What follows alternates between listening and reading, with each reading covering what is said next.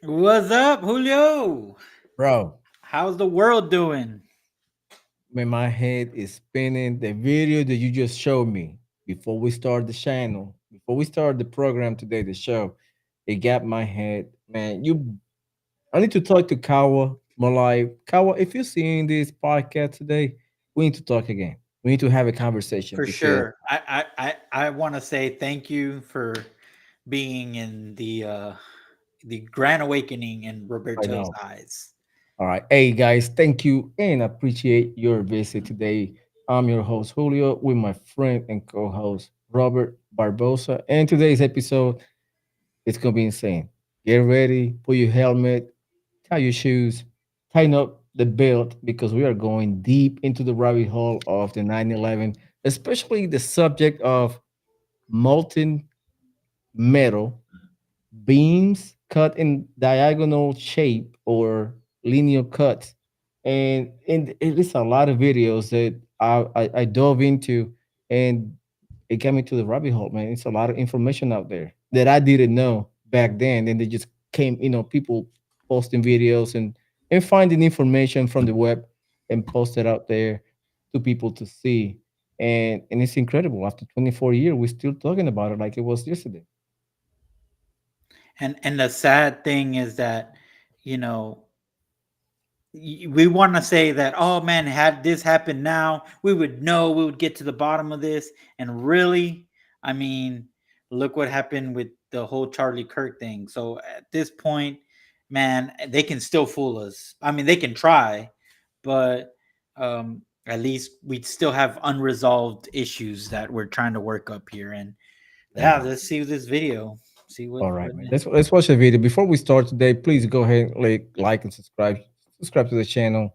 That helps us a lot and keep this channel alive. So without further ado, let's roll the tape.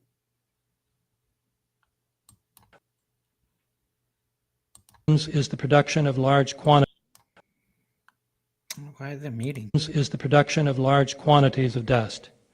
In the case of the Twin Towers, virtually everything except the steel, all the concrete, the desks, the computers, was pulverized into very tiny dust particles.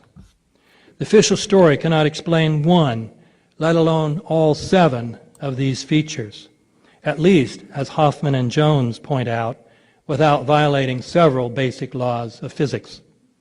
But the controlled demolition theory easily explains all these features. These findings are inconsistent with the idea that al-Qaeda terrorists were responsible. Foreign terrorists could not have gotten access to those buildings for all the hours it would have taken to plant the explosives. Also, al-Qaeda terrorists probably would not have had the courtesy to make sure that the buildings came straight down rather than toppling over. Terrorists working for the Bush-Cheney administration, by contrast, could have gotten such access, especially given the fact that Marvin Bush and Wirt Walker III, the president's brother and cousin, respectively, were principals of the company in charge of security for the World Trade Center. I didn't know that. I did not know that either. I did not know that. And I did that's not like know that's how that. we started this program today. Because I would like to have everybody's input as they join in a few minutes. Like this is all intertwined. And like everything, like when we start looking at the information that's coming up right now, and people start digging into documents and I would say most likely public document, but people, it's kind of hard to find, but people still finding ways to retrieve them. I didn't know the entire Bush family was in charge of security. I did not know that. That's Yeah, new to I me. didn't know that either.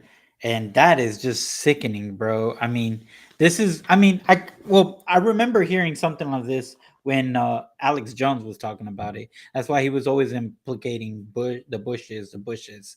And I mean, I'm starting to see why, you know? I mean, you're in charge of security and you're the president of the United States. I don't know. It's just that's crazy, dude. It's sketchy, totally sketchy. For sure. You know, Very and sketchy. you have all these actors that when you look back, it's like, man, everybody was in it. Like it has a attachment. Everybody has a skin in the game, like I would say. You know what I mean, everybody had a skin in the game. Like Rumsfeld, they were trying to hide the $2.3 trillion missing. That You is know, nuts, though. and we're gonna talk about it because surprisingly, the plane that crashed into the Pentagon crashed into the aisle or the side of the building they were conducting the investigation for those $2.3 trillion mission, which is another rabbit hole into itself. But I mean, 24 years It, it, later, it almost sounds like all these theories and that have surfaced about the stock exchange, yeah, this money that they lost.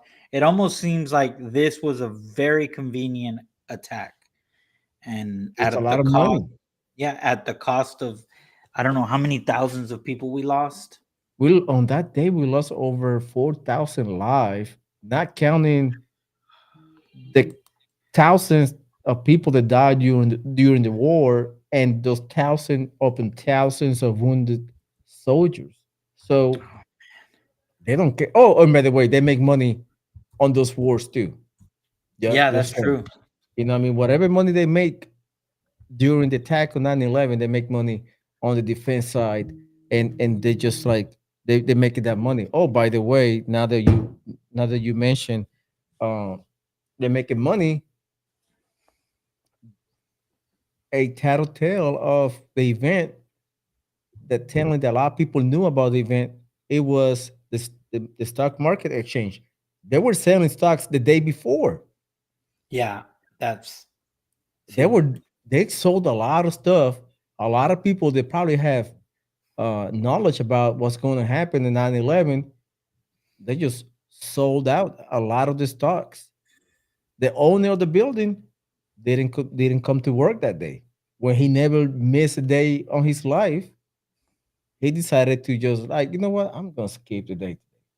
You know, That's I'm gonna oversleep today. Come on, man. They knew about it. They freaking knew. That's just foolishness, dude. Foolishness. And it's crazy because at the heat of the moment, we didn't know. We Hell know no. this now. We know this now. Yep. But let's check Let's this find this one. video. Let's react to it. This is very interesting though. All right, here we go. Controlled demolitions is the so-called V-cut. This little V here gives Oh, it a yeah, I place know this. to slide off. That's all it does. And by putting them on at this diagonal, we're trying to fill this structure in this direction. A large V-cut is visible on this chunk of structure from Building 7. The same chunk exhibits also a 45-degree angle diagonal cut on the crossbeam, with a lighter V-cut at the end of the other beam. Can you suggest a good reason why ironworkers would need to perform V-cuts and a 45-degree cut on this piece of structure just to remove it from the rubble? That's a good, interesting point. That is a good point. So what? Wait.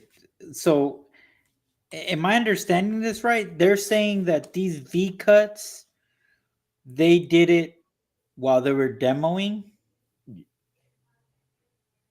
or are they saying they Yeah, found V cuts? they found the V cuts, but they were trying to explain why they're using V cuts for demo, like to the demolition a portion of it after they collapse. Why they're using V cuts?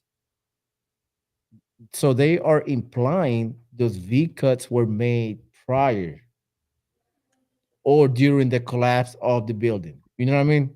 Yeah, well, that's what I'm saying because we've used those V cuts to warp the steel. So I mean, Yeah. I'm kind of confused. I'm gonna, Let's play it again. Let's play it yeah, I again. want to play it again. I'm sorry, guys. I want to No, play it you good. again because I want to get this right. Hold on.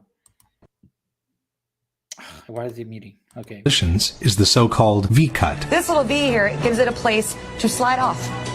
That's all it does. And by putting them on at this diagonal, we're trying to fill this structure in this direction. A large V-cut is visible on this chunk of structure from Building 7. The same chunk exhibits also a 45-degree angle diagonal cut on the crossbeam, with a lighter V-cut at the end of the other beam. Can you suggest a good reason why ironworkers would need to perform V-cuts and a 45-degree cut on this piece of structure just to remove it from the rubble? Yeah. Okay. So yeah, that doesn't make sense to me. Why they would go after the fact and cut those V cuts? Yeah, that does not make any sense, Julio, at all.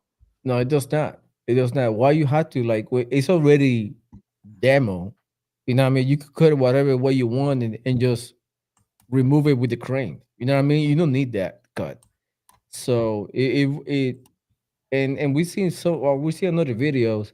They had the same V cut at the middle of the rubble, but it is a lot of people were saying that too.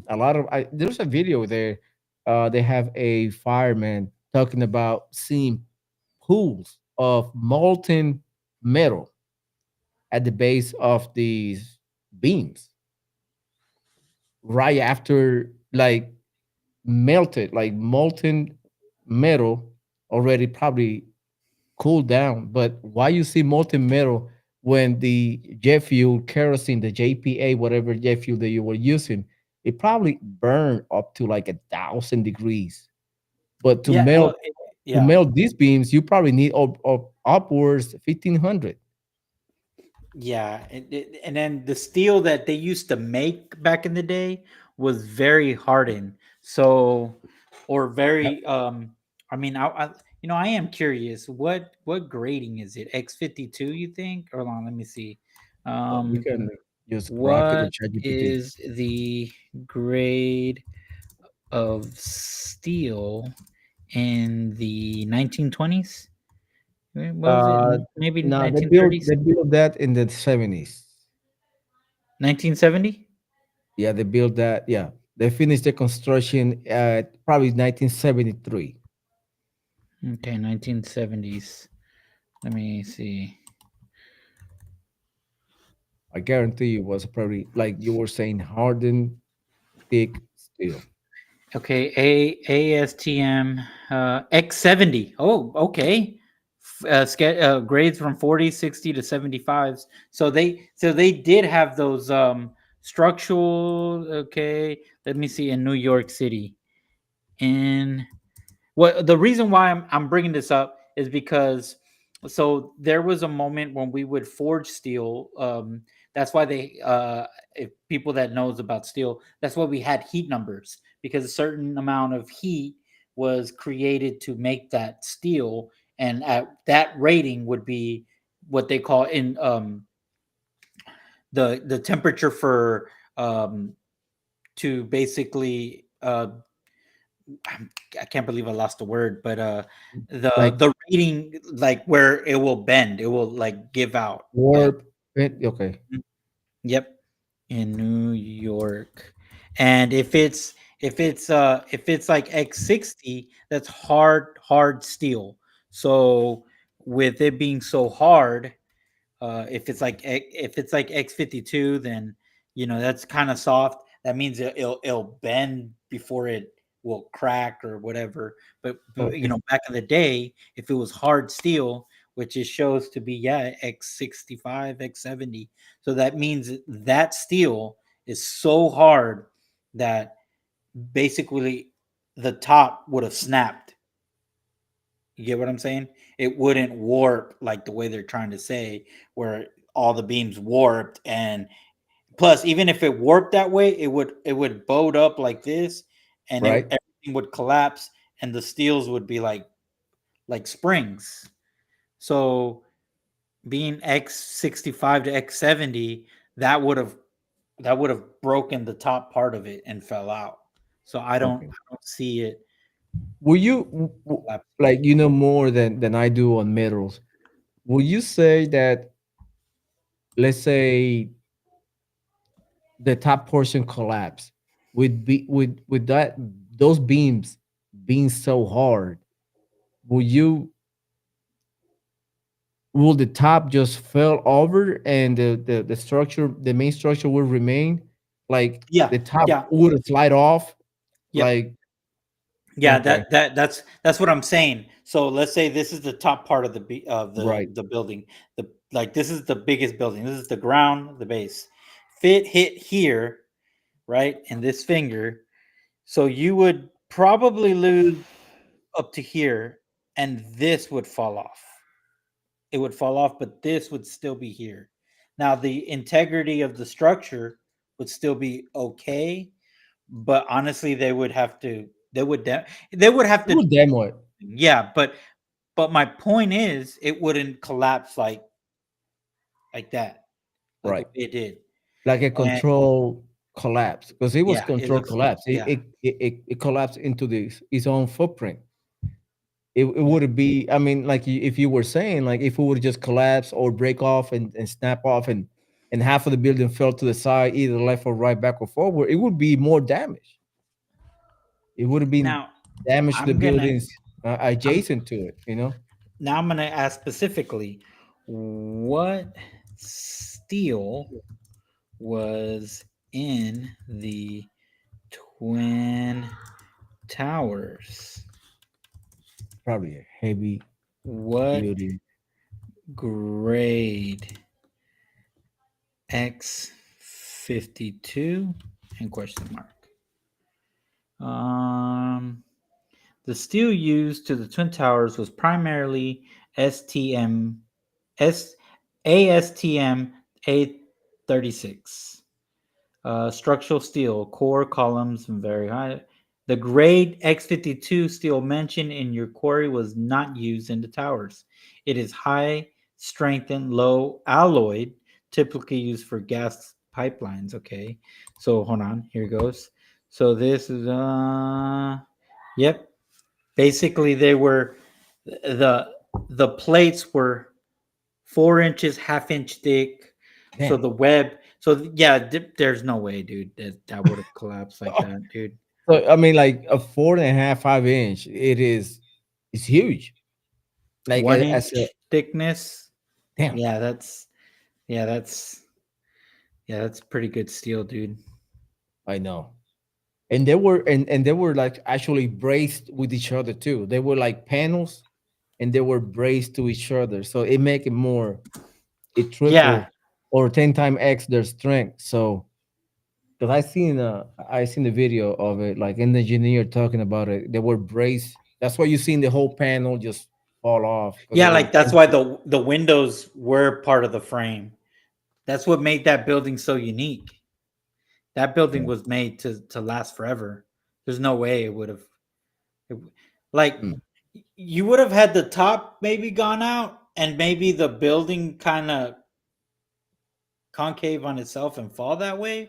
You might have had that issue where like the steel got so hot that this collapsed and tried to And just collapse in itself. slide off. Yeah. Yeah, it probably would have slid off, but it probably would have took, because the buildings have movements. If you ever Right. go on a high skyscraper, they're built to have movement. So they're really moving. It's scary, but that's why when you're in that glass thing, I mean, you think You you're feel like moving, you're falling. you are moving. So Engineering, man. Let's play the next video. here we go. Some of those cuts on the larger chunks of the structure, called candlesticks, were made by iron workers during the removal operations. But cut columns were noticed on the very evening of September 11, far before the removal operations had started. You know, this is the first day in a pile. You know, actually, it was on the 11th. It was 8 o'clock at night, and we had a hunt for iron workers. But meanwhile, there was tons and tons of beams that were cut, with no acetylene to be had, nor iron workers to do the work.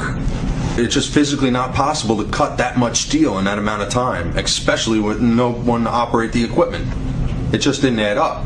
When asked about the presence of columns cut at a 45-degree angle, Danilo Coppe, Italy's foremost expert in controlled demolitions, stated, "I'll confess, this is extremely curious from a technical point of view, as this is a very similar result to the one obtained with cutting charges." Once the smoke had settled and the recovery work commenced, more evidence pointing at controlled demolitions started to emerge. One example are the supporting columns cut at a 45-degree angle that were noticed sticking out of the ground. This kind of cut is typical of controlled demolitions and is obtained by placing linear charges on the columns at a 45-degree angle. Now this is a linear shaped charge, and it's wired in with the dynamite. When it cuts, it'll cut this column right on this angle, and then this piece will be deflected and displaced in that direction. See, that is crazy. So basically, they weren't going in there with torches. They just placed the dynamite on that 40-degree angle. Yep. That's what it sounds like. And it did look like dynamite all at one time. It make no sense that so many beams, like when the dust, like the guy was saying, when the dust settle, and you have hundreds or dozens of beams already cut. Like, how you gonna cut that? Like he was saying, there were no equipment, no iron workers. Like, how could you explain that?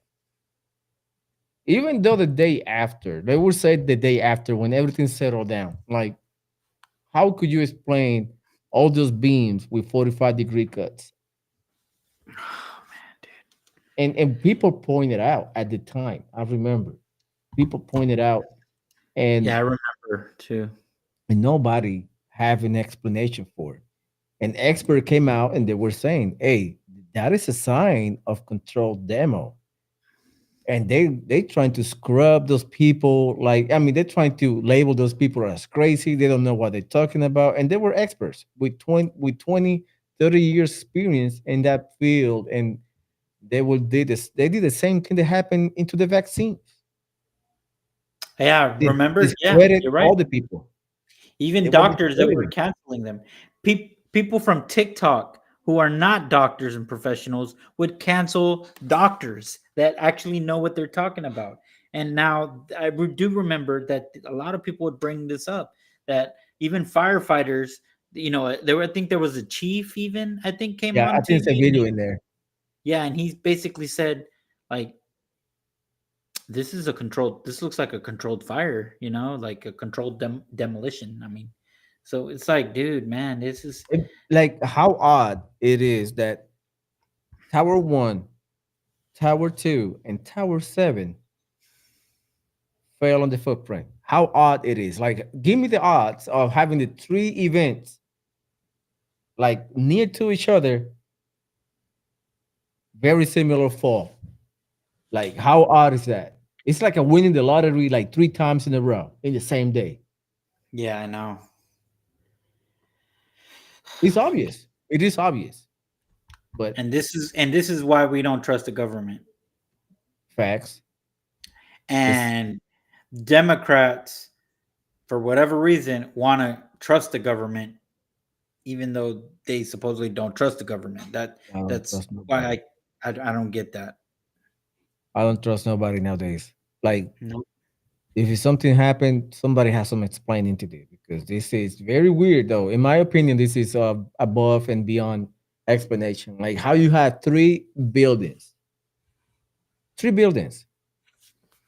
fall the same time, like fall at the same fashion, like on the footprint, same. Yeah, and Like, one didn't have a plane, and one didn't have wasn't hit.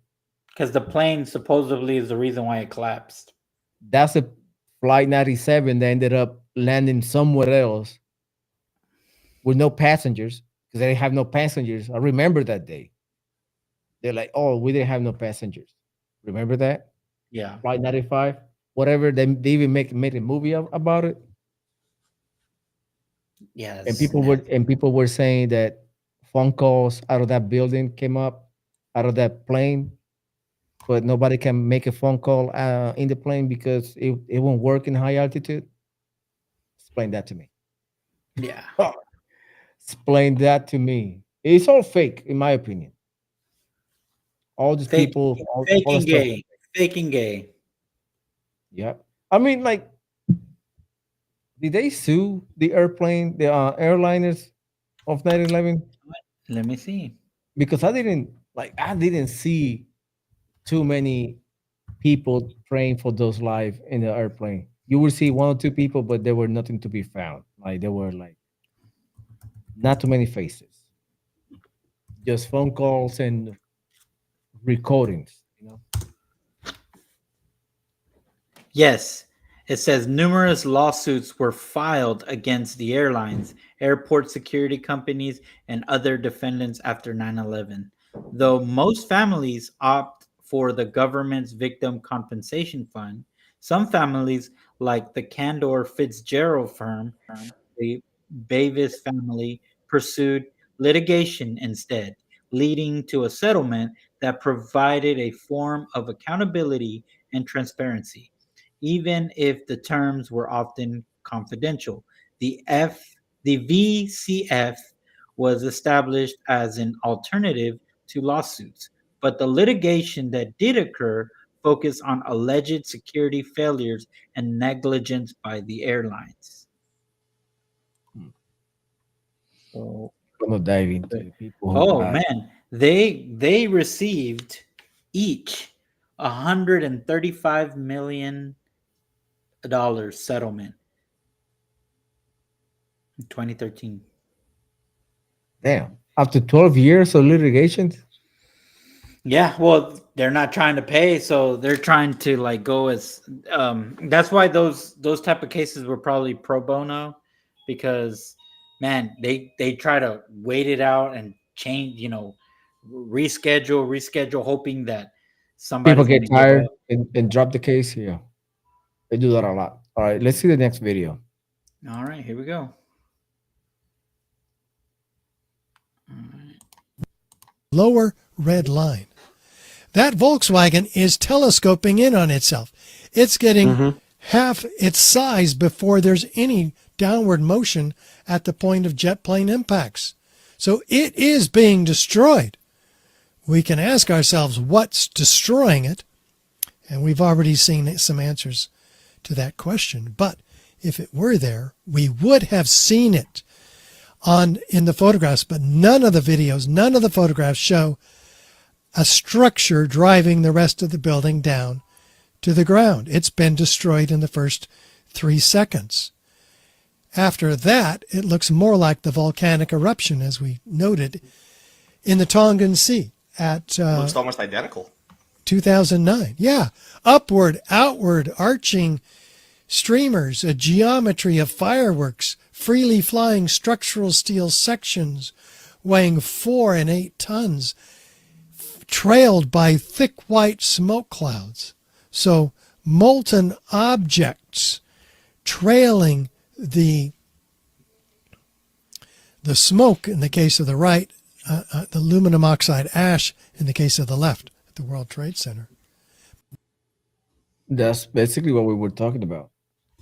It is a controlled demo, definitely. It is. I mean, there's no way to explain it. Like, come on, it's obvious. Like now with technology and stuff like that, it is obvious. Back then, internet was like on the beginning stages. You know what I mean? Like people start having internet. Come and like commercially used. I know the government already had internet from decades before, but the people started, having access to, phones and all that stuff. Yeah, it was so expensive because you remember those CDs at that time. That's how Yeah. a lot of us would download, music illegally. LimeWire, all that stuff. LimeWire, yeah. Pirate Look at Bay. porn, stuff like that as a child. With the CD, and the That, AOL. that's the good times. It was good time back then. But that explains itself, like how everything was destroyed. That's the bottom line. Everything was destroyed for a reason. What they were trying to hide, probably the $2.3 trillion missing. What they were trying to hide, probably secret documents or secret operations where that money went. Who knows? You know what I mean? But from what we know now is a lot of people got rich about it. A lot of people make a lot of money. Yeah. You know what I mean? Oh, by the way, Ian, uh, Ian this guy, Carroll. Ian Carroll, he posted a video this morning or yesterday talking about BlackRock selling, the CEO selling almost 95 to $98 million worth of shares. See, that's The auto industry is going down the hill with no brakes. You've probably seen how many offers they're doing now. They're doing like 60 months with like 2.9 interest. They're dropping like $10,000 off the vehicles. Like they're not selling, they're not moving metal. What that means is we're seeing a collapse in the economy. That's what we're seeing. We are the beginning stages of actually a collapse in the economy. And it's gonna get worse by the time we get to December. We probably gonna see. sorry. I just got gifted a cookie, Oh, and good. I mean, look at this thing. What is that cookie about? Oh, that's macadamia. I don't know. It's pumpkin something. My daughter's making them. She sells cookies. I'll send you the link. But Yes, hook me cheers, up. guys. Don't I don't appreciate don't it. mind me, guys. So that's what we're seeing now. We're seeing a lot of stuff happening in the economy. People moving money. The housing market is stagnant pretty much. They're not selling houses that they used to sell 4 years Mm. ago. Cars, people are getting payback now because remember in the pandemic, people couldn't buy a freaking Toyota Yeah. without overpaying for it. You know what I mean? And now we're seeing the reverse. Now they're suffering the consequences. Now they're giving 0% down. Now they're giving zero interest on the vehicles. Now they're dropping prices. If you're in the market to buy a car, I would say hold the line until they drop their pants because they're about to drop incentive of their behind just to get you in the vehicle. So if you are looking for a car or truck or SUV, whatever you're looking for, wait to December. You're gonna get better. Yeah. That's my Most opinion. definitely. That's my advice to you. Hold the line. All right, let's play this video real quick. Really appreciate you guys. Please don't forget to like and subscribe. Let's go. Oh, what the heck? Planes hit them. They fell down because of But why does it hit them. They fell down because of explosives went off into the demolition. Look at Building 7 for God's sakes. It didn't fall down to its side. It didn't fall this direction or that direction. Just like the two towers. When you look at the temperatures that you can create with fuel in a gas tank or a fuel tank of an airplane, and then you investigate the amount of heat that it would be required to melt the superstructure of the buildings, that came tumbling down.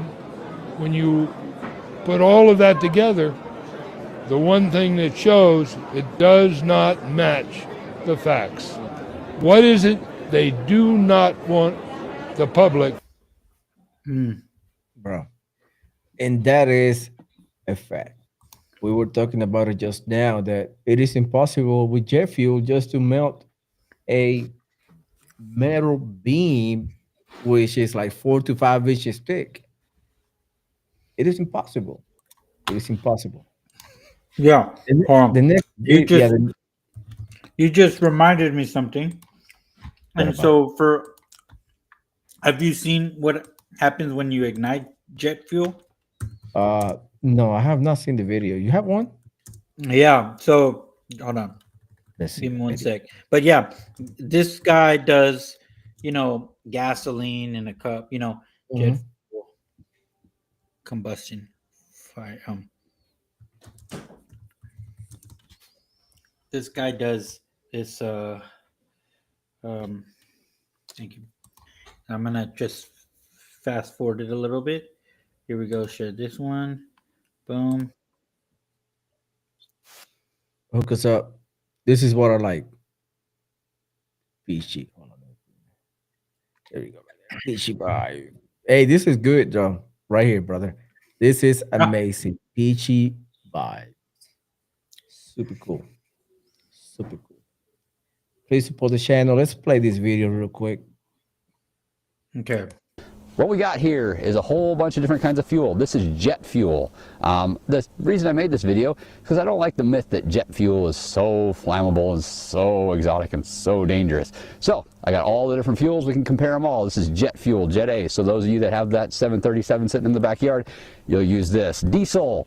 Diesel, obviously, in semi-trucks and pickup trucks and, some cars that run on diesel. Right. Heating oil for those on the East Coast. So right there. All right, so first on the docket is jet fuel. I was actually surprised when I started doing this at how many different colors there are of the different fuels, but jet fuel is totally clear, as you can see. I'm not seeing any color. Some people say it has a straw color if you look it up on like Wikipedia or something like that, but to me it looks totally clear, and we're going to see if this stuff burns. Let's open this up. All right, and let's do this. It just goes out. Let's put another one in. Try it slower here. Remember, this is jet fuel. Same thing that's in Boeing 737s, Airbus A380. Okay, got that match burning nice and slow in there. And nope, it just quits. All right, let's try a different method. Yeah. All right, you probably can't see the flame on there, but you can probably hear it. There we go. That's kind of cool. There's thermals in there, but it's not burning. Not burning. Flames right in there. Okay. So why is that? Well, it has to be atomized. Atomized. So in a jet engine. Atomized means you have to spray it in little particles for it to flame up. Oh, okay. So you have to separate it in a small amounts. Yeah, like watch like this. He'll do it. See.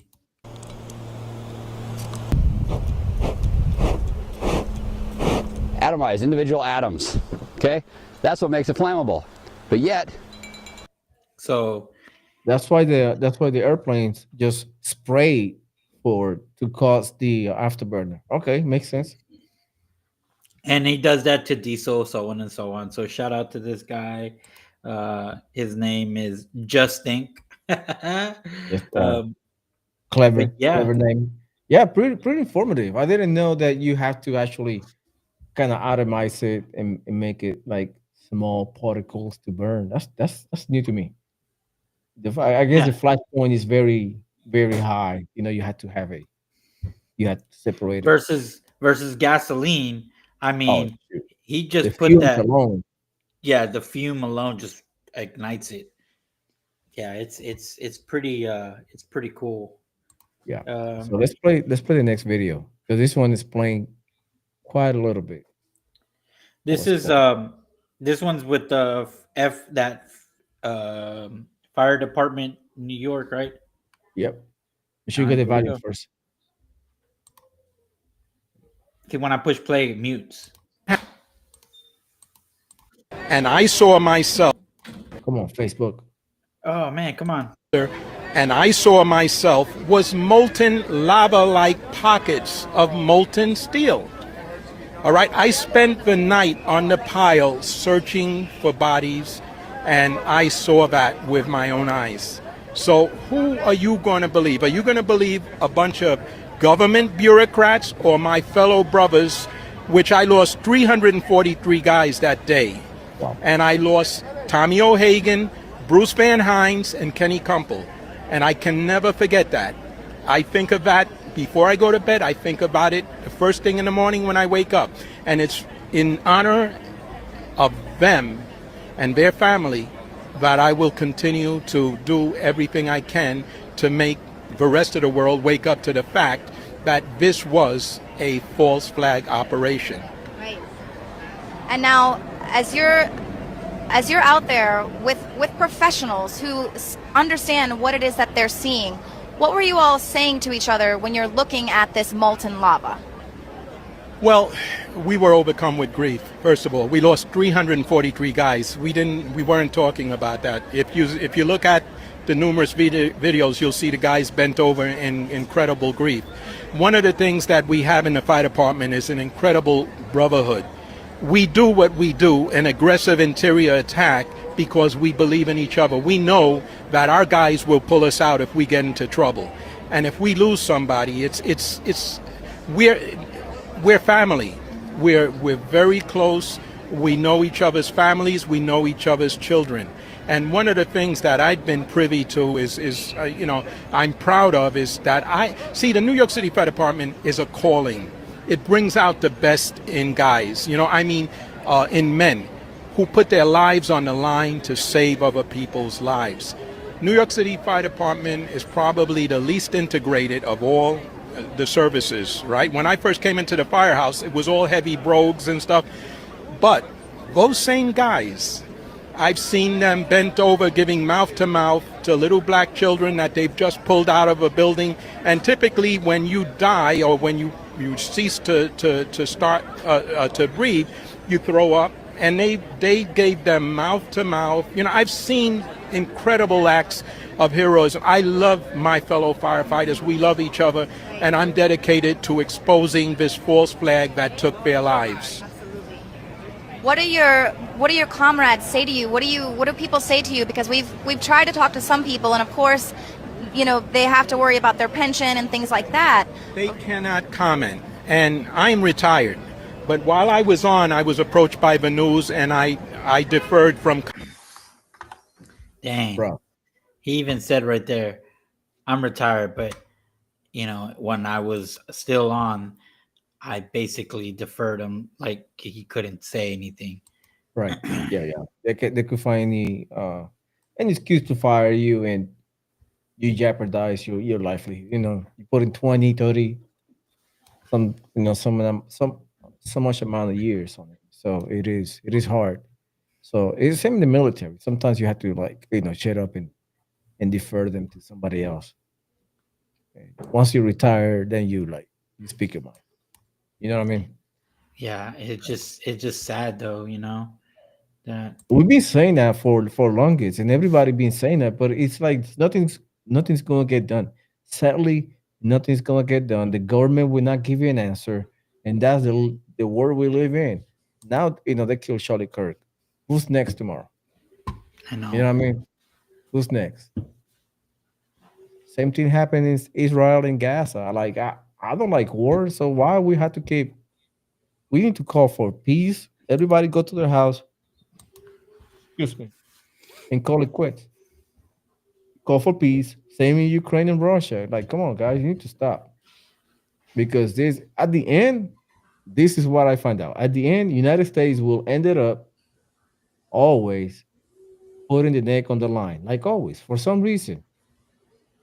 For some reason.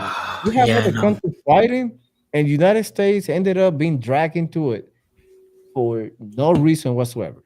And that's we know. For no reason. There's no absolute reason other than to gain the military complex money. Yeah. We've been used as the bullies to bullies. You know what I mean?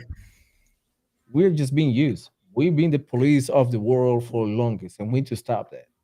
That's my opinion. That's my 2 cents. Yeah, and I agree with that opinion. Oh, hey, you have to listen to this. This is a fiery retired senator. I don't remember his name. but I remember this podcast. It happened in PBD podcast, I believe, either at the beginning or last year. But Man, shout out to PBD. Shout out to PBD. Chief Oriole Palmer, one of the most decorated firefighters in the city, takes his unit to the first building. He climbs, he gets in an elevator. He's got all his equipment on, 40 pounds of gear with his team. They go up 40 floors in an elevator while the planes have already hit. He gets off the elevator and you hear him say in the microphone, "We're on the 40th floor. Everything's okay. We're going to walk up." He gets on the 50th floor. "It's okay. We're going up higher." He gets on the 60th floor. "It's okay. We're going up." The Oriole Palmer, battalion chief, reaches the 78th floor. The floor of impact comes out of the stairwell, and you hear him say as clear as day, "We're here. The floor of impact. We've got 2 fires. We can handle it." And the building collapses in within 1 minute. Get out of here. No, that's true. Every American needs to listen to Oriole Palmer. Wow. If you have not seen this podcast, I will look for it right now and put them in the comments. Or if you can do it, Robert, just find the PBD podcast 9/11 interview, and that happened. That I watched that interview and I tried to reach out to him. He's a retired senator. I believe he lives in Maine, somewhere in that region, or Virginia, either or. I tried to reach out to him to have him on the podcast because the amount of information that he has is incredible. I mean, he has tons of information from the inside. I think he was in the 9/11 committee, and we could get so much information out of him. But it is crazy how I believe, man. I'm telling you, man. It's sad to me to say, but our own government, including government from abroad, they were all in it. Everybody was into it. You know what I mean? Everybody was in it. And it's sad to say. And it's sad to say that. You know what I mean? Yeah, it is sad. Yeah, I sent it to you. It happened 4 months couldn't ago. post it. Yeah.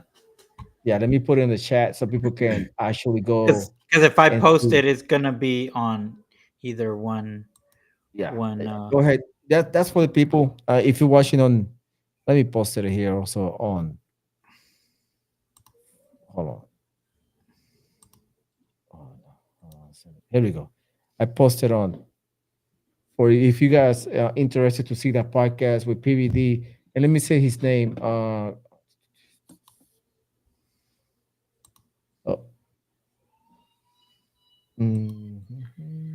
His Kurt name. Weldon. Yeah.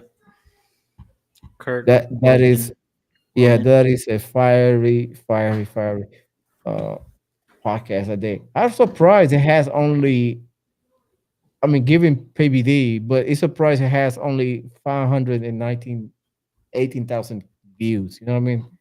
So it should have millions, but anyway. So that's one of the it's a good podcast. So I encourage people to watch it. It's pretty good. So let's play the next video. This is your last video? Or No, there's one more. There's one more. I played that one. That one is I think it's Rebecca Roth that she talks about I will not say the name of the country, but you will find out. Let's play the tape.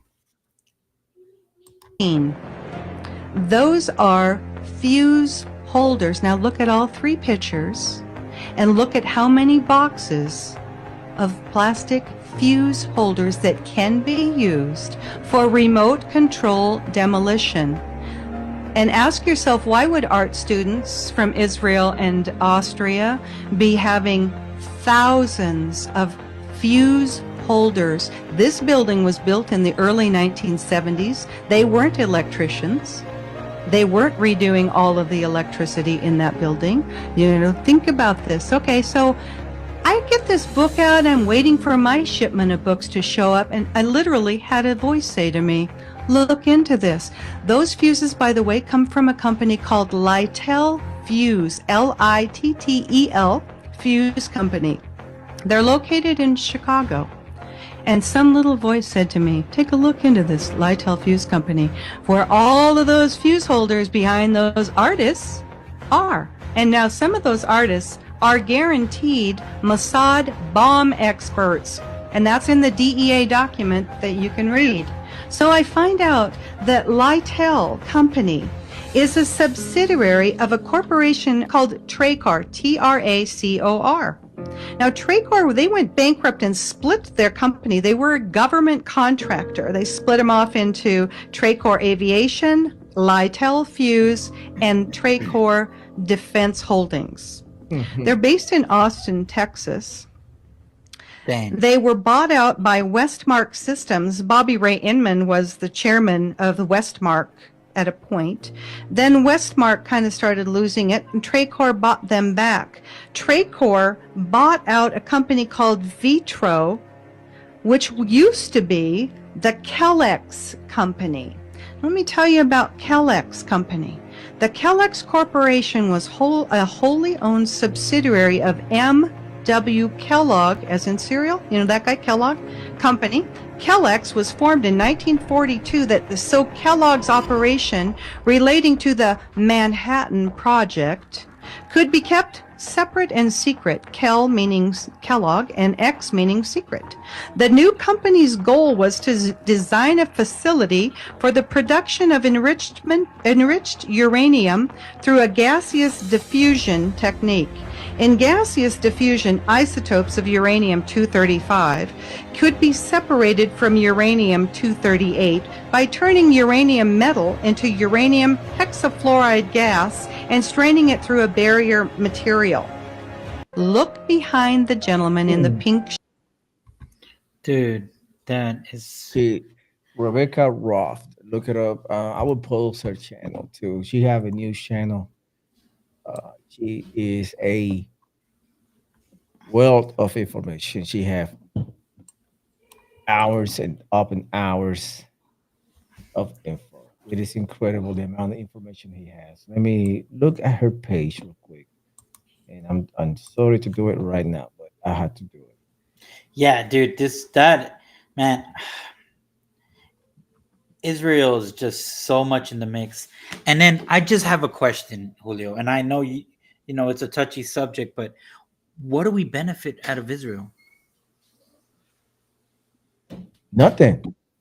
That's the point. We don't get nothing, but they get from us everything. Everything. Every time they call themselves our greatest ally, they have not given us to the United States. I'm sorry to say it. They have, nothing.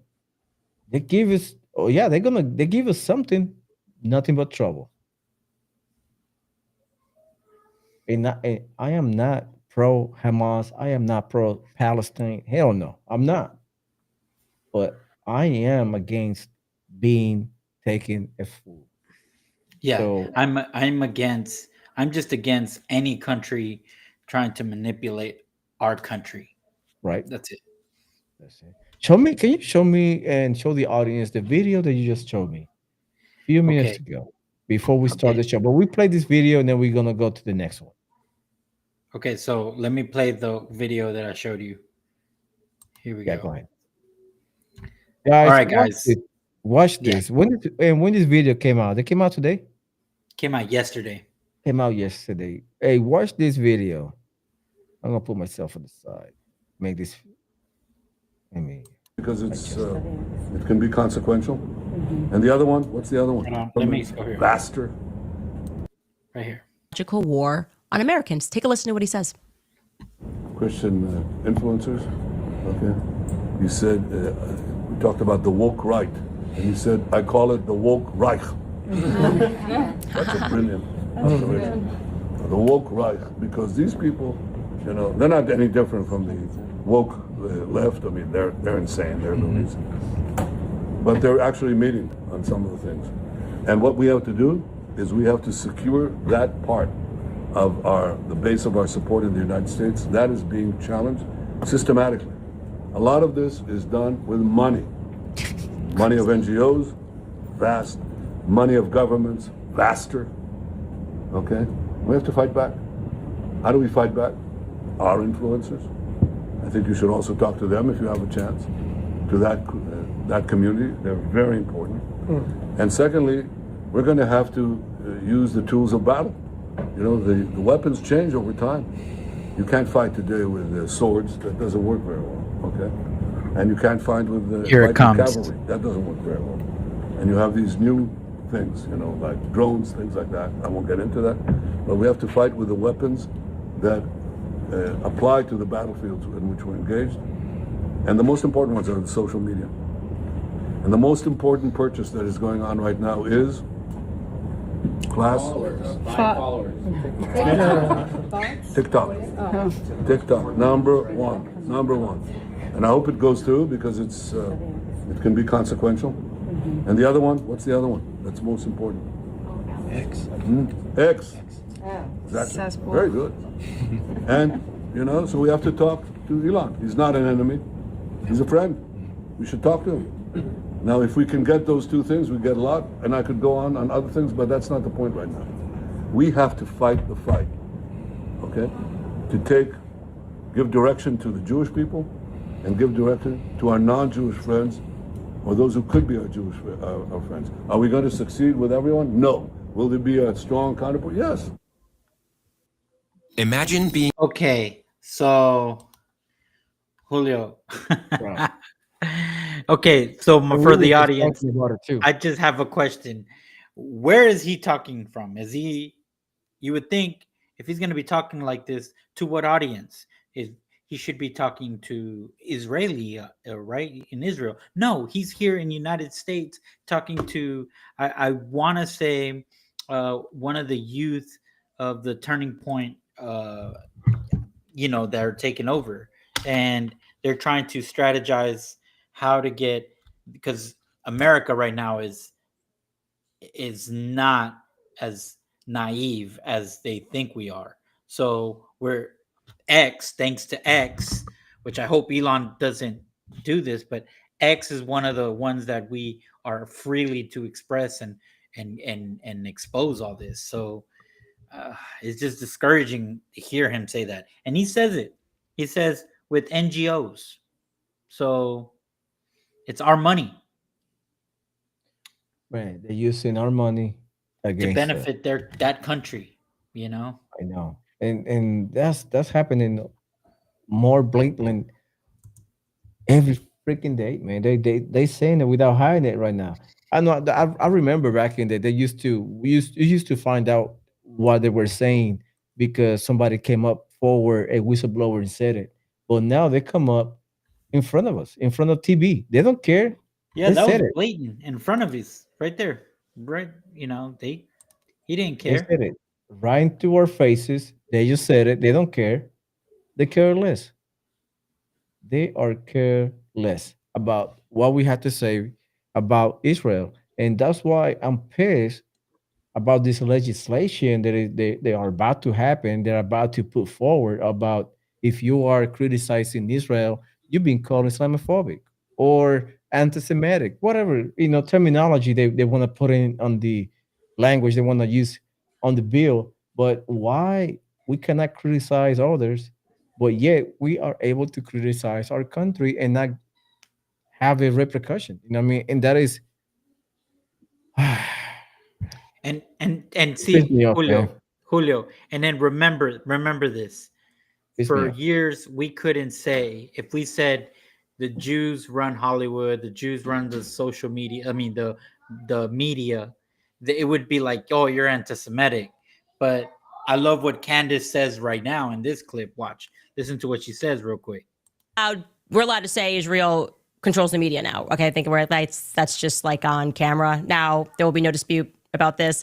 The fact that you have a foreign leader, it's incredible. You have a foreign leader who is sitting up there saying that he wants his agents, he needs the deal to go through, which, by the way, let's call out Donald Trump right now. Okay, all of the acting. We don't want China. We don't want China to own TikTok, and I'm worried about your data. No, you wanted to hand it over to your Zionist friends. Okay, it was all a mirage. Okay, it was all theater. Donald Trump has sold us out to Israel once again. Okay. And boom. I mean, you know, wow. I just can't. I just can't. I don't know. You know, it's just I'm tired, man. I'm it's too much of a coincidence, though. You know what I'm saying? At this point, it's too much of a coincidence to say, oh, you're just being anti-Semitic, or oh, Israel. I mean, every single thing there is somehow, some way that leads to Israel or Bibi Netanyahu. Everything. And again, you're gonna say, well, guys, it's because you are putting that link to it. No, the evidence is right there. I mean, it's like we could be talking about India, right? And I'm not saying that happened, but I'm just using that example. India, there's a conflict with Pakistan, okay? And we don't see any Israel. I'm not saying that, but I'm just saying, like right now, we don't see anything that Israel has to do with that, right? It's just Pakistan and India. They're in a war and a conflict, right? So we don't see Israel in there, okay? But everything, like from the Lexington, or not the Lexington, I forgot what that ship was. That was Israel. The first Iraqi war, that was Israel. You stem 9/11, we're finding stuff has Israel in there. And it's just, I know. Then you got Bibi Netanyahu. Did you ever see that video where he got caught in a hot mic back in 2000, where he said, he's in the living room talking about the genocide and all that stuff. They need to eradicate all the Palestinians and all that stuff. And how America is on the palm of his hands, and we can do whatever, Why Donald Trump don't say nothing to his face about it too, though? That's what pissed me off. Yeah, I don't know. Because I would have. I'd be like, I would just stop calling them my allies. I'd be like, man, get the heck out of here. Yeah, no wonder why Hitler did what he did. I'm hoping that if we get control, and Donald Trump is just doing that just to get control, and then turn around and screw Bibi Netanyahu, but that's too much at this point. I don't think that's gonna happen. It is just, I don't know. Remember where the Russian agent said, once you get to a certain point, what you have to do to overthrow the other side?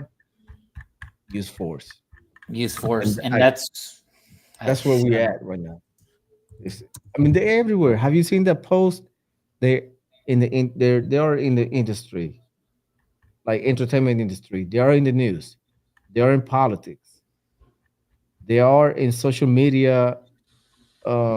Executive. They're everywhere. They're everywhere. I mean, they over 60 or 70% on a hot mic. Israel dual citizenship, and they work for our supposedly work for us, for our government.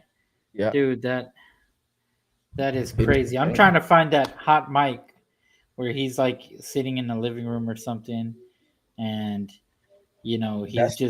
that's where we at nowadays, man. We have to come up with a I'll suggest everybody call their senators, representative.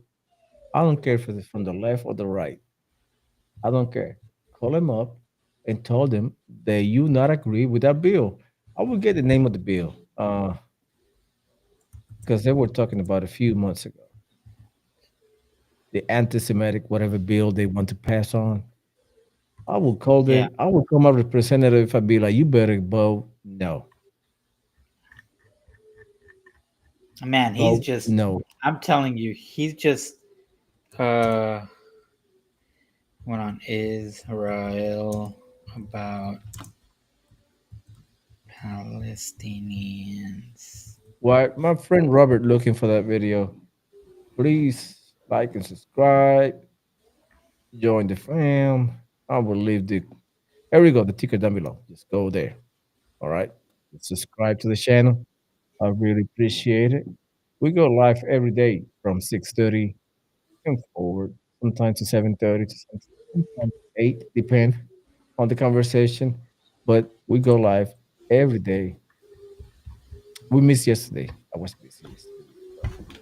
Yeah, I'm sorry, guys. Me too. I was my daughter was in a debate deal, and she stayed late, and I had to pick her up. But man, it's just I can't believe I had it last time, and when we were talking the last podcast, I was seeing it, but now I can't find it for whatever reason. But I will find it here. Just bear with me right now. Oh, that's I'll why I send was you another. spelling it wrong. I'll send you another video so you can post it later. Don't worry about it. You show him later. So for those you find it? Yeah, I'm about to. No, go ahead. Sorry. No, I'll go play ahead. the video. This is how you can support the channel. If you have a time and you want to support the channel, support me on my habits, which is, I would say, not as a great habit to have, but this is what keep me going every day. Support a guy with the Celsius. I really appreciate it, guy. Thank you so much. We are, by the way, I think I'll have a phone so we can next week, so we can start having a call-ins for our podcast. So hopefully next week I will have a number so you can call in and have a minute or so of bringing your point of view to the forefront. And we would like you to join the conversation this week. So on that video of Vivi Netanyahu. Yeah, I'm gonna have to play it some other time. Yeah, so I sent you a video about. Oh, I like this guy. Oh, yeah.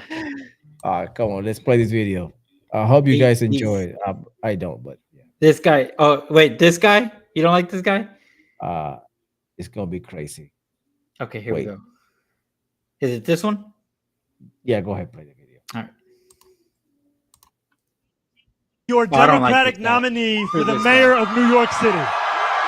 Zohran Mamdani will probably be my next mayor. He's popular. Winning more primary votes than any mayoral candidate in New York City history. People like him because he's good looking, charismatic. Chop, chop, chop it up. Chop, chop, chop, chop, chop, chop it up. The media can't get enough of him. And joining me now is Zohran Mamdani. They also like him because he's a proud democratic socialist. A democratic socialist, like AOC. I am here loud and proud to rank Zohran Mamdani #1 for mayor of New York City. They and most of the media have something in common. Do you like capitalism? No, I have many critiques of capitalism. I don't usually cover local politics, but I'll make an exception for Mamdani because what he believes is what so many privileged young people believe. And these socialist ideas are just stupid. In this video and the next, we'll look at why socialist policies always backfire. Socialism.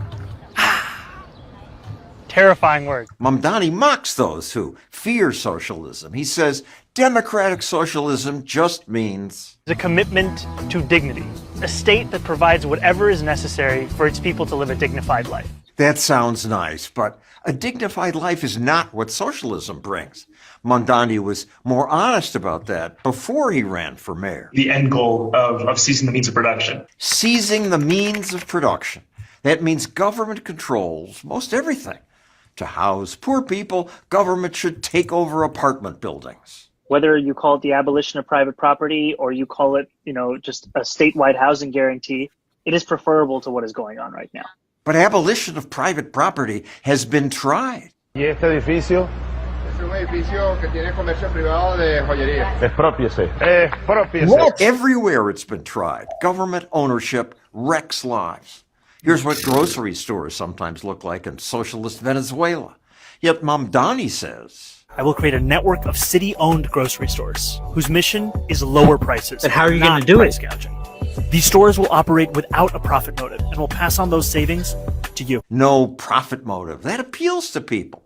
But the profit motive is exactly what keeps stores stocked and why we spend much less on food than we did 100 years ago. And why we have more options. Hundreds of sales every week. We have choices because capitalists must compete to get your dollars.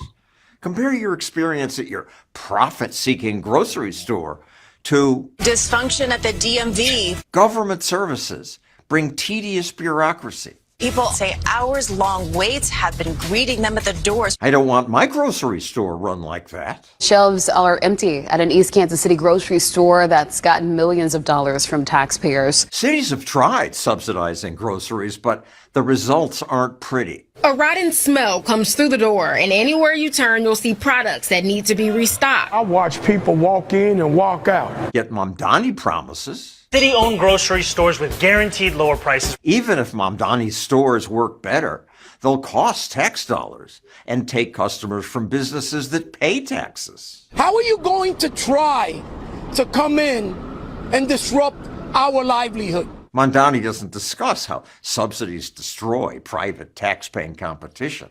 He just says socialism helps everyone by taking from the ultra-rich. Do you think that billionaires have a right to exist?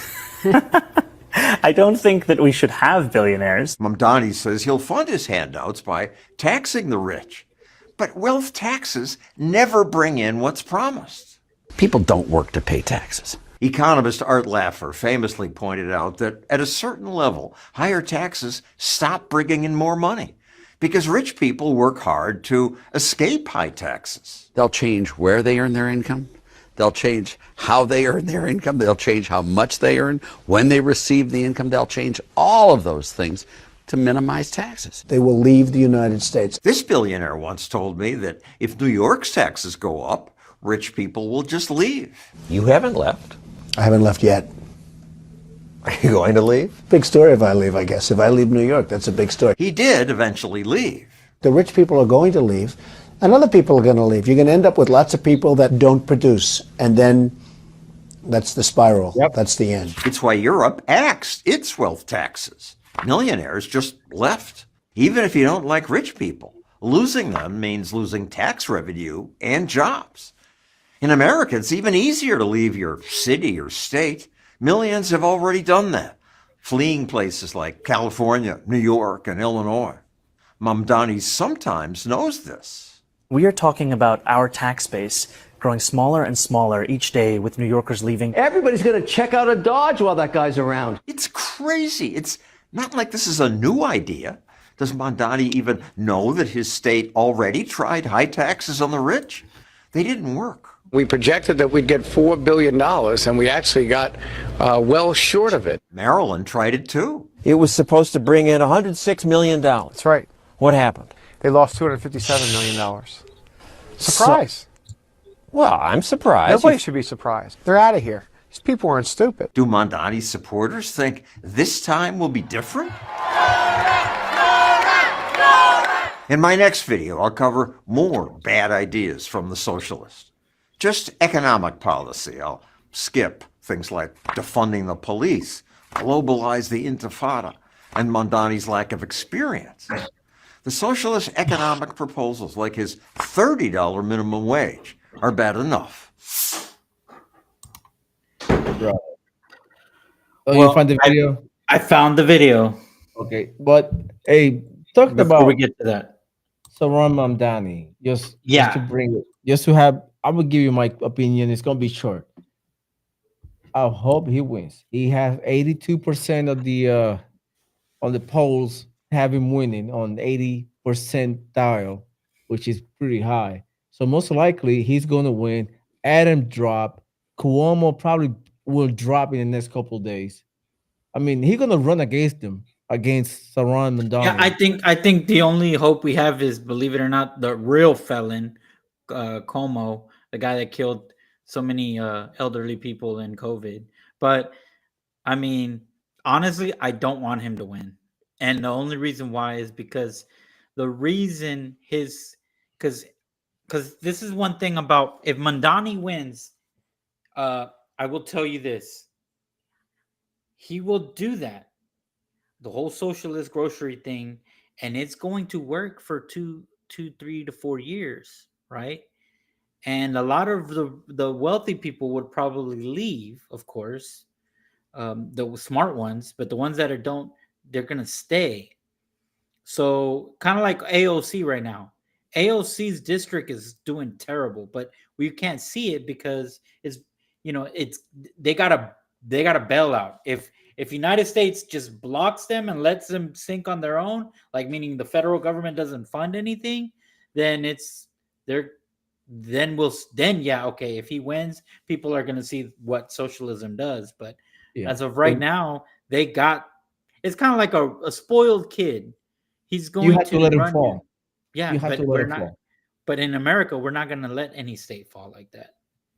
I don't know, and I hope he wins, and I hope, I don't hope nothing bad for the people of New York, but come on, guys, you guys need to wake up. That didn't work. Whatever he proposed is not working. It did not work in the past.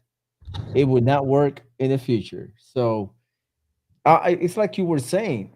Yes, once those money from the taxes already collected is gone, bro, they're going to have a rough year, especially in winter. The winter is brutal up there. You know what I mean? And you're going to have people on the streets. You got people with food. Utilities will not be maintained, like all this power, all this sewer, especially in New York. They need to have, the trash going out. They need to have sewers working because it is a busy city. So I think Zohran Mamdani is going to run New York City to the ground. I'm just saying. Well, all I'm saying, I guess he is just the mayor, but gosh, man, that's going to be terrible. It's going to be terrible. I'm telling you, in 1 year after he takes over, he's going to start begging the federal government to subsidize their failure. Just saying. Just saying. Can you play the last video before we move? Yes. Here we go. Oh yeah, this is And hey, I was trying to see if AIPAC donated to Mamdani's. Probably did. Yeah, probably so. Here we go. It says not once but several times. So he's speaking in his language. So I'm gonna translate it real quick. The main thing is first we have to strike them off. Not once but several times, so painfully that the price they pay is unbearable. So the price tag is not. He's talking about the Palestinians in Gaza. Hold on, but then again, the world will say that they're being aggressive. They can say whatever they want. Aren't you afraid what they'll say, Bibi? Especially today with the U.S. I know how they are. American is something that you can. What did he say? Man, you can easily maneuver. 80% America, it's absurd. Look, I wasn't afraid of מה היו הסכמי אוסלו? הסכמי אוסלו שהכנסת חתמה עליהם, שאלו אותי לפני הבחירות, מתקיים, בתנאי כפוף להדדיות וצמצום הנסיבות. אבל איך אתה מצמצם את הנסיבות? אני אתן פירוש מההסכם שיאפשר לי להפסיק את הדירה הזאת לקווי 67. איך עשינו את זה? אף אחד לא אמר מה זה אתרים צבאיים מוגדרים. אתרים צבאיים מוגדרים, אני אמרתי אלה אזורי ביטחון. בקעת הירדן, מבחינתי זה אתר צבאי מוגדר. נכון. זה אוקיי. לך תגיד. אבל אז הייתה שאלה, מי יגדיר מה זה אתרים צבאיים מוגדרים? קיבלתי מכתב, נכנס לפה, אליי ולערפאת, באותה לשון. אומר שישראל בלבד היא זו שתגדיר מהם את מיקום האתרים הצבאיים האלה ואת גודלם. עכשיו, הם לא רצו את המכתב הזה, אז לא נתתי את הסכם כמוהו. הפסקתי בישיבת הממשלה, אמרתי, אני לא רוצה. רק כשהגיע המכתב, תוך כדי הישיבה, אליי ואל ערפאת, חתמתי על הסכם. תגיד לו שעדיף לתת 2% מאשר לתת 100%. וזו הברירה שעומדת כאן כרגע. אתה נתת 2%, ובזה עצרת את הנסיגה הזאת במקום 100%. So that just lets you know how he thinks, dude. Yeah. He's He's using us. He's using the United States, plain and simple. And people need to realize that they are not our greatest ally. They will give us crumbs while they're asking for the steak. You know what I mean? And the lobster. The fact that he's out here in our country, you know, speaking like it's a benefit. Like we owe him. Like we owe him something. Yeah, it's They don't come over here to say, hey, I'm over here to give you what Israel has to offer. They always come here to ask, we need more men and women, we need more military equipment, and we need money. And you better give us to us, because if not, we're gonna ruin you. That's pretty much. Every time they come over here, they leave with a check. they leave with a check, or they leave with us committing to something. Yeah. Yeah. Well, Who's paying for the Iron Dome? We are. And that's some shit. yeah, I know. They're not paying. They're not saying, hey, we're gonna give you your money back. Hell no. It's not like an investment where they'll pay us and with with interest. They're not doing Or that. resources or something. No. Yeah, They're not. nothing. They're absolutely not doing anything. If they were our greatest ally, like they call themselves, why they didn't send nobody to the border? Why they didn't send their air surveillance equipment that they have to the border? They're not, because they don't care. And like I said it before, they never put their foot on the ground in Iraq or Israel. They never did. Or I'm sorry, Afghanistan. In 20 years of war, they never put a foot on the ground. And they call themselves our greatest ally. You know, I'm tired, man. Me too. Tired of being played. So people out there, wake up. This is not a call to jump to the Hamas or Palestinian bandwagon, because I'm not jumping to that.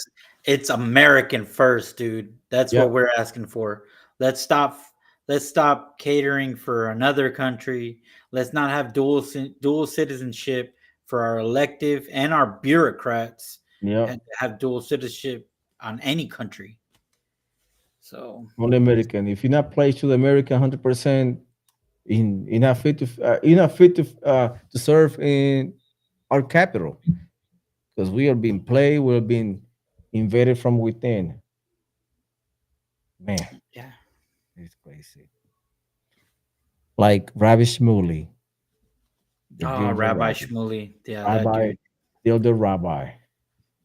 That rabbi there. He ain't no rabbi, though. I'm sorry. Yahweh would not approve of him selling sex toys with his daughter. No. Hell no. Man, that guy needs to go to hell. Needs to go. All right, guys. Thank you so much. Really appreciate it. And don't forget to like and subscribe. Robert, I see you tomorrow, Friday. Yes, sir. Friday? Yeah, Friday. Yeah, tomorrow's Friday already. I can't believe, man. We already are in October. So it's going. Weather's getting better here in the Houston area. Now we can go out without getting burned or melt on the street. So it's nice. Thank you so much. I really appreciate it.